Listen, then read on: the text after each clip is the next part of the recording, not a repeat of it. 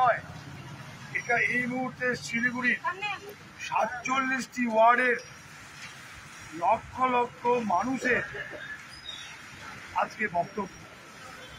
আজকে উত্তরবঙ্গ একটা সংবাদ মাধ্যমে আজকে দেখলাম, একটা সংবাদপত্রে আজকে দেখলাম যে গতকালে বৃষ্টি তার জন্য কিছুটা স্বস্তি মিলেছে, এই খবর দেখলাম একটি সংবাদ মাধ্যমে। কিন্তু এটা তো সাময়িক বিষয়। গত কয়েকদিন ধরে শিলিগুড়ি শহর জুড়ে সাধারণ মানুষের দলমত নির্বিশেষে জল নিয়ে যে হাহাকার আমরা লক্ষ্য করেছি। বর্তমান বোর্ড, মাননীয় মেয়র পরিষদরা, রাজ্যের সরকার, আমরা এখানে প্রশ্ন করতে চাই, গত কর্পোরেশন নির্বাচনের আগে শিলিগুড়ির মেয়র গৌতম দেব বলেছিলেন পাড়াতে পাড়াতে ওয়ার্ডে ওয়ার্ডে ডবল ইঞ্জিনের কথা বলা হয়েছিল। ডবল ইঞ্জিনের সরকার শিলিগুড়িতে হলে শিলিগুড়ির পানীয় জলের সমস্যা মিটে যাবে। তাহলে আজকে শিলিগুড়ি ডবল ইঞ্জিনের সরকার, রাজ্যে তৃণমূল কংগ্রেসের সরকার, শিলিগুড়িতে তৃণমূল কংগ্রেসের ভোট, কেন আজকে পানীয় জলের সমস্যার সমাধান করতে পারলেন না? আজকে যে প্রকল্প দিয়ে শিলিগুড়ির মানুষ জল পাচ্ছে, সেটা বিগত বামফ্রন্ট সরকারের আমলে তৈরি করবার প্রকল্প। আজকে শিলিগুড়ি শহর জুড়ে সবচাইতে বড় সমস্যা পানীয় জলের সমস্যা। আমরা সিপিআইএম পার্টির পক্ষ থেকে শিলিগুড়ির মানুষের যে জলকষ্ট, যে মানুষের কথা, সেটা নিয়ে পিএইচই দপ্তরে আমরা এসেছি। কর্পোরেশনকে জানানো হয়েছে, আমাদের ছাত্র যুব মহিলারা গত কয়েকদিন আগে কর্পোরেশনে গিয়েছিলেন, তাদেরকে ঢুকতে দেওয়া হয়নি কর্পোরেশনে। আজকে পিএইচই দপ্তরে আমরা এসেছি।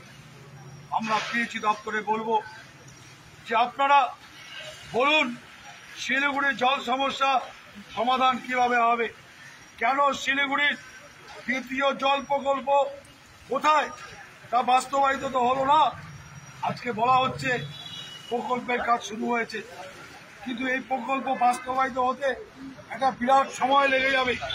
যখন অশোক ভট্টাচার্য মেয়র ছিলেন, শিলিগুড়ির অতিরিক্ত পানীয় জল প্রকল্প নিয়ে আমরা যখন কলকাতায় গিয়েছিলাম, তৎকালীন মন্ত্রী, পিএইচই মন্ত্রী সুব্রত মুখার্জি, তিনি প্রয়াত হয়েছেন, তিনি বলেছিলেন আপনারা আমরুট দিয়ে পাঠান।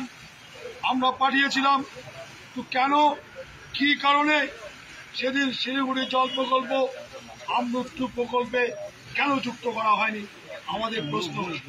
আমরা আজকে এই জায়গাটায় দাঁড়িয়ে বলবো, অবিলম্বে শিলিগুড়ির 47টি ওয়ার্ডে আগামীতে যে শুনছি 25 তারিখ পর্যন্ত জল সংকট তৈরি হতে পারে, তাহলে ওয়ার্ডে ওয়ার্ডে জলের ট্যাঙ্কি দেওয়া, বিকল্প ব্যবস্থা করা, সেটা বর্তমান বোর্ডে যারা আছে তাদেরকে এটা ঠিক করতে হবে, যাতে শিলিগুড়ির মানুষ জল সংকটের মুখোমুখি না হন।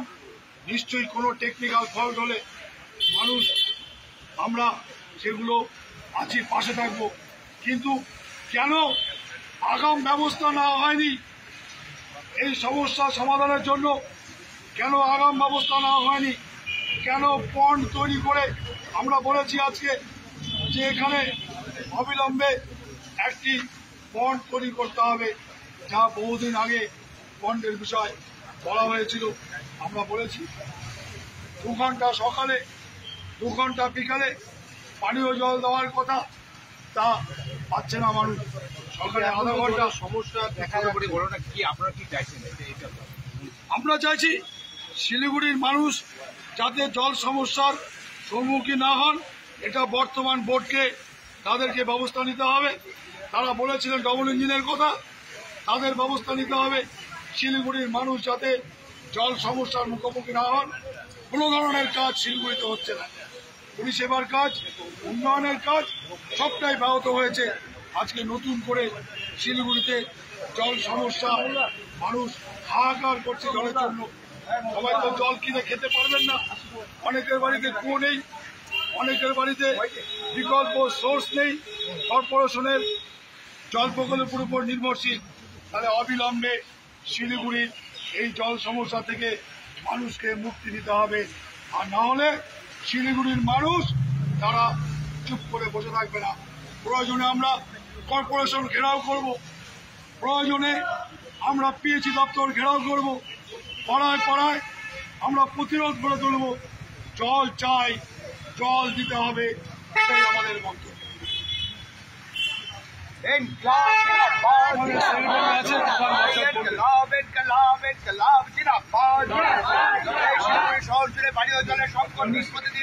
কেন মেয়র তুমি জবাব দাও? এই অপদার্থ মেয়র তোমায় চালাই, শিলিগুড়ি শহর জুড়ে পানীয় জলের সমস্যা দিন প্রতিদিন বাড়ছে, কেন মেয়র তুমি জবাব দাও? এই পানীয় জলের সমস্যা সমাধানের দাবিতে সিপিআইএম লড়ছে, লড়বে। এই শিলিগুড়ি শহরের সাধারণ মানুষের স্বার্থে সিপিআইএম লড়ছে, লড়বে। এই শিলিগুড়ি শহর জুড়ে শিলিগুড়ি শহরের সাধারণ মানুষের স্বার্থে সিপিআইএম লড়ছে, লড়বে।